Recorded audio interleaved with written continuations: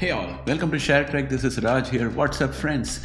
Two of the indices seem negative in the pre-market session. Nasdaq is up positively, but I personally, honestly, do not know what the hell is happening, because by now I thought the market should be doing a trend reversal and coming down. I'm just going to add a new indicator, which is the 10-year yields against all the major indices that we are looking at, and try to make a point here. And yesterday I released a video where I spoke about how the Bureau of Labor Statistics, or BLS, has been having problems coming up with accurate statistical data.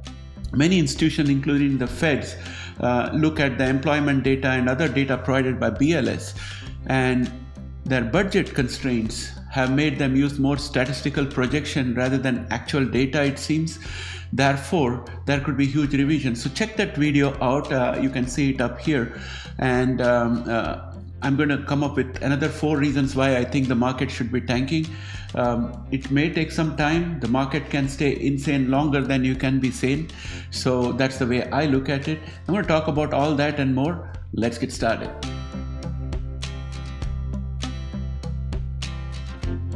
Welcome back, friends. We'll start as usual with the CNBC website, where I'm looking at headlines.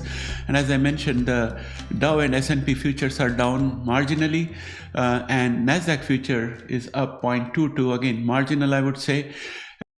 Some of the headlines that are quite important today, from my perspective, is that Warren Buffett heads into 2025 with his biggest cash position in more than 30 years. That should account to something. He's a legendary investor, and he has got an idea of how the market operates, and he's been quite successful. So I take solace in that.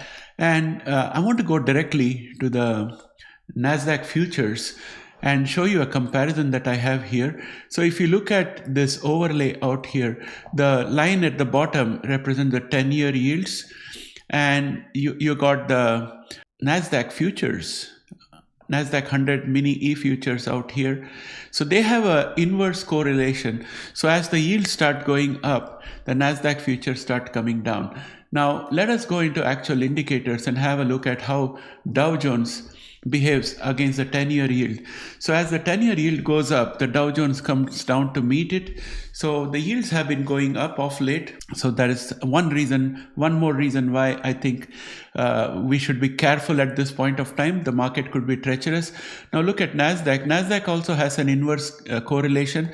If you look at the past, you will see that when the yields have been higher, Nasdaq had been lower. But we have come to a situation where the correlation has unwinded, and I think that could also be because Nasdaq has more of the Mag 7 weightage, and it's kind of distorting the entire picture. But still, there is a negative correlation. As the yields go up, you can see that Nasdaq is responding. So I am thinking that the PEs have been very stretched, and all those people who could invest have already put their money into the market. I suspect a lot of margin money is also in here. And the question is, how long can you hold on there? Because not only do you want to buy a stock, but you want to make a profit on it, which means the stock price has to move up further. So how much more can you stretch the price to earnings ratio? And is there enough money lying around to make a meaningful purchase to keep the shares going up? I think it's not there, but again, as retail investors, we don't have a view into the market dynamics in terms of the volumes of money that is available, the volume of leverage available.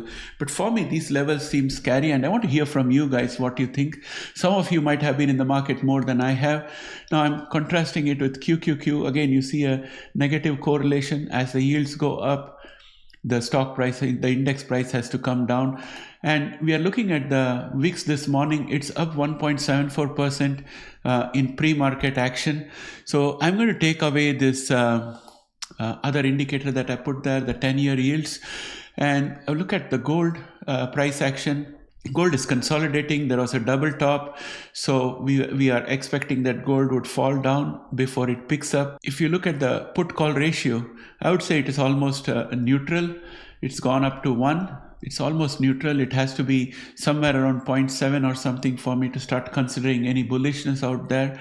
So I think it is neutral to bearish. That's where I would leave that. If we go into genomics, I'll show you very quickly how the inverse correlation is working.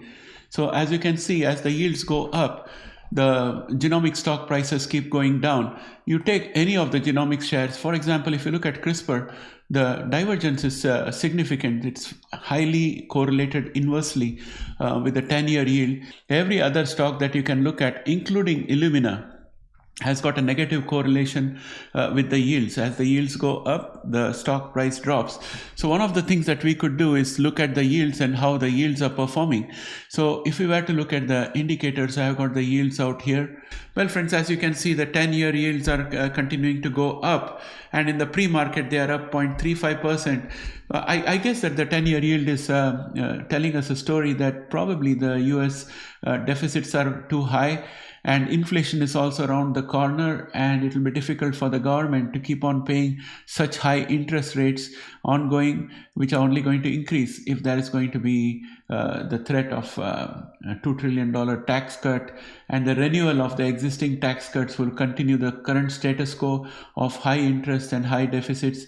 That's what I think the bonds are saying. And as far as the bonds are concerned, we have seen that happen in Greece earlier, in Portugal, Spain. Bond market always gives a message. US is different. We have the term US exceptionalism, and it has worked so far.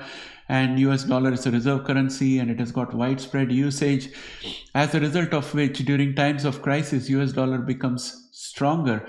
But then you have a touch point of 1.14 on the US dollar index. Once you reach there, it's going to be curtains down, in my opinion, because at that point of time, many people who are holding US dollars might feel that they should take the money out and probably put it into gold or some other currency.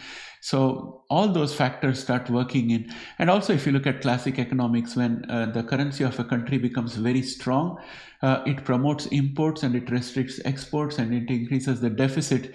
It's a balancing factor. So all that factor must apply to US. That's the way things have been in the past. If past is an indication, future will be like the past.